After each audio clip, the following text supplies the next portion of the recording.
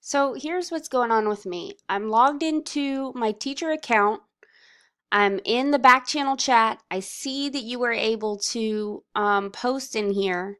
My settings have an external join code, but the options do not have a room password.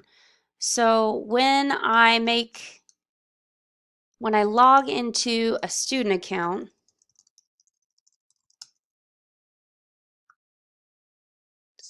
log in, I just made up a student account.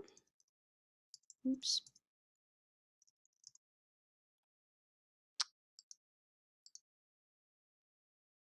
Okay, it looks like this. If I go to the back channel chat, it gives me this same error. And if I press the back, it asks for a display name and a code. You know, I can do that. Let me get this code from mine.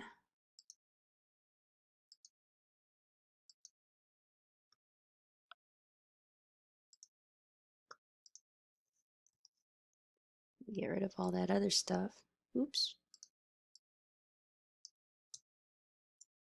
Okay, join as student. It asks me for the same thing, and it'll just be a continuous loop of asking me for my codes.